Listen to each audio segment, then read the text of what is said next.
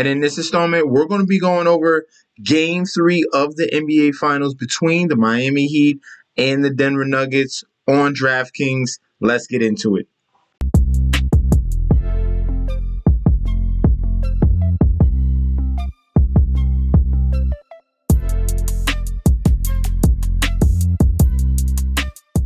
Hey, yo!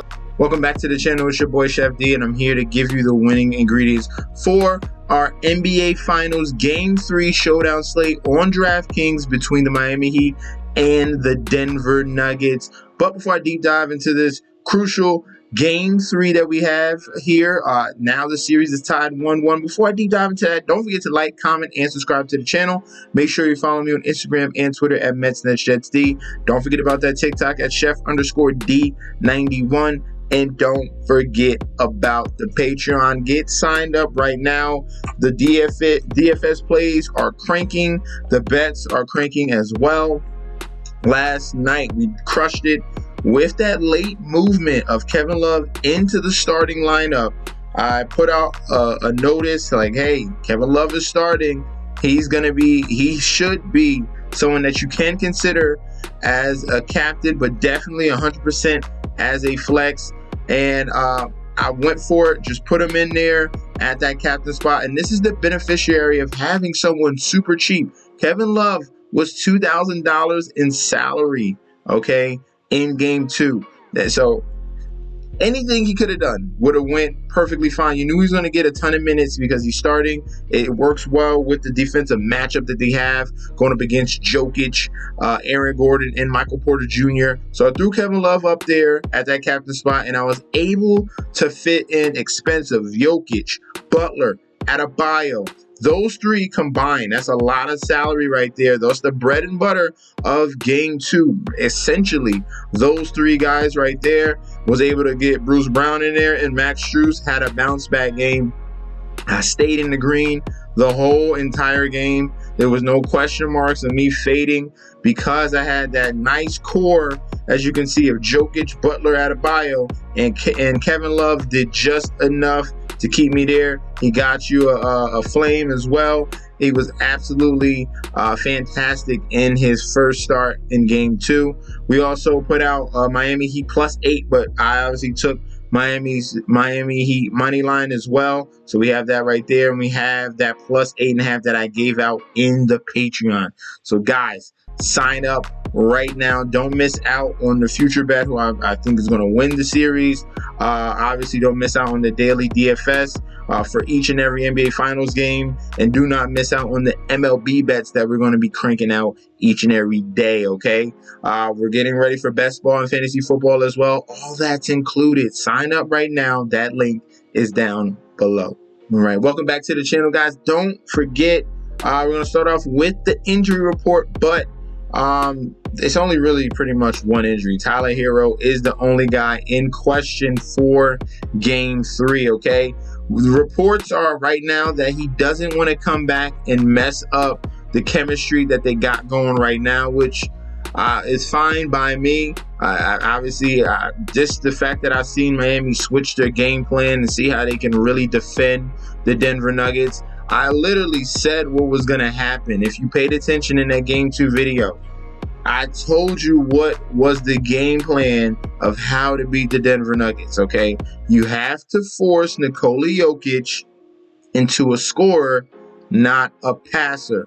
Once you get everyone else involved, then it becomes a big problem and it becomes unstoppable. It becomes an avalanche, okay? No pun intended. So Tyler Hero, right now, as you can see, just because it's funny, because he said he doesn't want to come back, and now the report is experiencing soreness and swelling after shooting. Of course, if that wasn't even a problem a couple days ago, everyone was looking towards him coming back, but now the swelling and the soreness is coming up. That's fine. That's fine. Tyler Hero, you can rest. Let the Miami Heat team you don't want to mess up the chemistry what they're doing right now. You don't want to mess with Duncan Robinson coming off the bench, messing with Caleb Martin's minutes as well. So I think they got a solid core right here. Tyler Hero can sit this one out and chill on the bench. Maybe we might get a better report later in the series. We will see. So let's go on to the captains. The first person we're going to be talking about is Nikola Jokic. And what did he do? He scored 41 points. I said he would shoot way more shot attempts than 12. As you can see, he went from 12 all the way to 28. All right, his efficiency was still very high, 57% shooting field goal wise, and he was 2 of 5 from that 3-point line. Key number here, assists. That is huge. 4 assists. That's what you want to do. He was able to rebound. That's fine. He was able to score.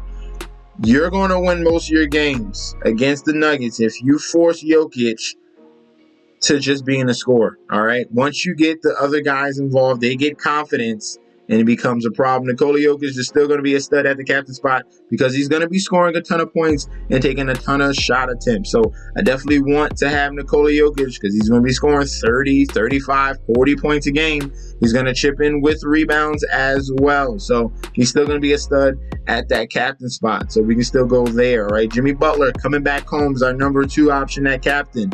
When are we going to get our classic Jimmy Butler game? We've been missing it for a couple days now. We need a 50 bomb here. I expect it for it to be coming very soon. Hopefully it's this one. All right, but Jimmy Butler is still someone that you definitely have to consider at the captain spot, especially we have Miami Heat coming back home. They want to take advantage and take the lead in the series. Okay, that's going to mean a lot to this team and their hard work and the teamwork that they're putting out on that court. All right, they're playing excellent team ball against the more talented Denver Nuggets. So Jimmy Butler coming through. He just needs to increase that field goal percentage, increase his efficiency, and then we can see a classic Jimmy Butler game, okay? Something we've seen in Boston, something we've seen in the Milwaukee series where he went absolutely berserk. He can have that in the bag any day that he feels like it. That's how good Jimmy Butler is in the playoffs. So love him as our second option at captain. Next captain we're going to be going to will be Bam Adebayo. Bam Adebayo has dominated Nikola Jokic, okay? Game after game, game after game, he continues. Look at the numbers. In 4 games now against the Denver Nuggets, he's averaging 41 fantasy points, 22 real, around 3.5 assists, 7.8 rebounds, 1.3 blocks, 1.5 steals. Man is doing everything here. And now what you're seeing from Bam in that fourth quarter, he looked like Jokic. He was the big center and at the top of the key, looking for the right guys, making the back cuts. A beautiful pass to Duncan Robinson for them to take the lead on a layup. Bam Adebayo they're using him in a very similar aspect that they're using Nikola Jokic. Bam Adebayo was bringing up the ball in fast break situations. So I'm loving what I'm seeing out of him. He's highly motivated here, and he's able to score. He wasn't doing this in Boston. He was a lot of shot blocking, and now he's taking a ton of more shot attempts, and he's getting point blank dunks and layups at the basket because, like I said, Denver Nuggets' main weakness, they don't have a rim protector. So Bam Adebayo is a solid play at captain. I'm pretty much leaning towards a heavier Miami Heat lineup in Game 3, just if we're going by it right now. The next player we're going to be talking about will be Gabe Vincent. Gabe Vincent showed up yet again in Denver. No one expected this. This man is coming out of nowhere. He's playing for a contract. He's going to get paid over $10 million. Let's just tell you that right now. Gabe Vincent showed up. Efficiency from that 3-point line, shooting the best on this team from that 3. 4-6 in Game 2, 5 of 10 in Game 1. It continues to go game in and game out. Gabe Vincent is knocking down huge shots. Coming back to Miami at home, he's going to feel very comfortable shooting in 305, okay? So love Gabe Vincent. He's a possible play at the captain spot. He's a little bit cheaper, but definitely has the upside to be a leading scorer of the game and definitely can take over, man. He's done it so many times. 33, as you've seen in the Boston series, coming out with big threes, taking a ton of shot attempts, double-digit shot attempts in each and every game. What if we get a 42 bomb from Gabe Vincent at his price? You're looking at a stud, okay? So love Gabe Vincent there. And then last but not least, at the captain spot, yes, this is another Miami Heat we're going to go with, and that is Kevin Love. I did it the other day. Hopefully, put this to the test just one more time to see how it comes through. We're getting Kevin Love with 20-plus minutes, and he's there to rebound the ball, all right? So if he can convert some rebounds and then also give us a double-double opportunity at his current salary, then you're looking at someone that you definitely should take full advantage of. So you can fit in Jokic, Bam, Butler. Go to this well at least once or twice in your lineups for Game 3, because you never know. It can hit again. Kevin Love is just too cheap, all right? He's way too cheap not to try it again. Hey, I cashed on it in Game 2. Let's try it one more time in Game 3, okay? 25 fantasy points. He's there playing huge minutes, and if he's not able to knock down a few more threes, then he's going to have a very, very good game. So Kevin Love is going to be our final captain play. Let's move on to our flex and utility options. Now, for our flex and utility options, the first guy we're going to be talking about will be Jamal Murray. In my books, he's going to be bumped down to the flex position. And some other you guys, hey, you might be against this. You might want to put Jamal Murray in that captain spot. I'm going to disagree, because the switch that they made with Kevin Love into the starting lineup created a monster. All right, Jamal Murray had a solid game, 42.5 fantasy points. Okay, at that salary, it's decent. Okay, in this particular game, what I saw was the fact that Jimmy Butler literally put the clamps on Jamal Murray. Kevin Love on Aaron Gordon allowed Jimmy Butler to go on Jamal Murray one-on-one. So when Jamal Murray and Nikola Jokic are playing their two-man game, the pick and roll, pick and pop type game, you're switching with Bam Adebayo and Jimmy Butler, their two best defenders. And for the majority of the time, when it was switching, Jimmy Butler was right on Jamal, even in that last final shot in the fourth quarter to tie that game. He had an opportunity, but they did a switch. And what happened? Jimmy Butler went on to Jamal Murray instead of Gabe Vincent. He defended that ball perfectly. It was a missed shot, and the Miami Heat won the game. So it's going to be a tough assignment for Jamal Murray now, because he's going to have Jimmy Butler on him the whole entire game. The only factor that could change up things if Bam Adebayo does get in foul trouble. We'll see what happens. But Jamal Murray is going to be bumped down just a little bit for me, in my liking, to a flex play. All right, if you want to take him as a captain, you can. But I think it's going to be limited just a little bit in Miami. The fact that he has Jimmy Butler on him, those are two big factors. So I'm bumping down Jamal Murray, all right? The next guy we're going to be talking about will be Michael Porter Jr., okay? Everyone got burnt on him in Game 2, all right? If you saw the sports books on Instagram, they were showing that there was a 99% bet handle that was coming in on Michael Porter Jr. to make 2 threes. What did he do? It was a setup. He only made 1. All right, so people are going to be all off of Michael Porter Jr. I expect him to step up in Game 3. This should be a bounce back game, and he should have something very close to what he usually has, around 30 to 35, close to 40 fantasy points in this Game 3. I'm going back to that well at Michael Porter Jr. He's one of my favorite flex plays in this Game 3, all right? The next guy we're going to be talking about on the Denver Nuggets will be Bruce Brown, okay? Like I said, he's been a stud all postseason long, coming off the bench, providing high upside and scoring power, okay? So in Game 2, came through yet again. 2 steals, 5 rebounds, 11 points, knocked down the 3 as well. High energy.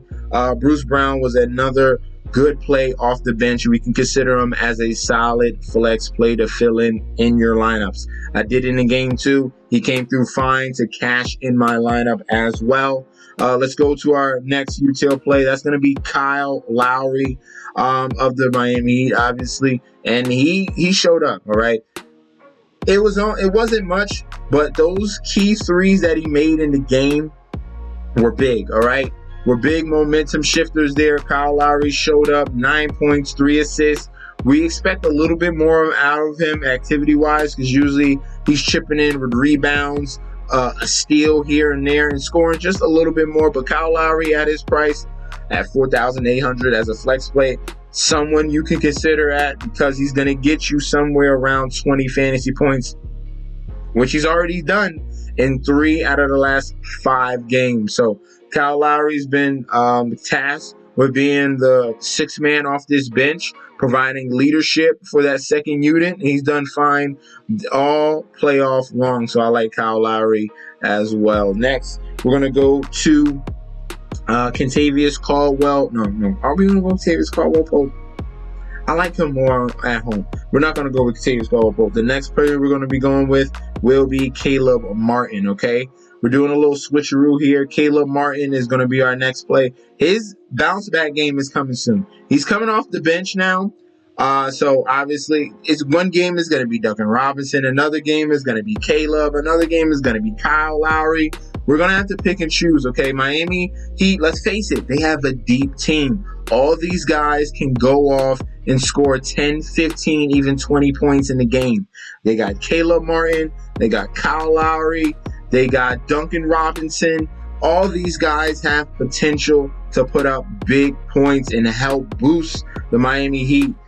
This Heat culture is contagious here, and everyone is very confident right now. So if you want to take a stab at Caleb Martin and bouncing back at home, a lot of people are fading him now because obviously we've seen he's not starting and he's coming off the bench as the second unit. Minutes just declined just a little bit. I'm telling you, do not forget about Caleb Martin, okay? He still has that upside. And then last but not least, we have Aaron Gordon here for the Denver Nuggets. He becomes a solid flex play because he's going to have opportunity, all right? He's getting 30-plus minutes. You got to take advantage of that. And the fact that he's going to be in scenarios where he's going to be open, okay? They're daring him to shoot, okay? He was able to knock down 2 threes. It didn't matter at the end of the day, but he's going to be a guy that's going to be forced to make some open shots. And if he's knocking that down, there is an opportunity for him to get 30-plus fantasy points at his current salary. So Aaron Gordon is going to be our final flex play. Thank you guys for tuning in. Don't forget to like, comment, and subscribe to the channel. If you are a viewer and not currently a subscriber, go ahead and click that subscribe button right now and support. And I'll be back with another video very soon, all right? Peace out, guys.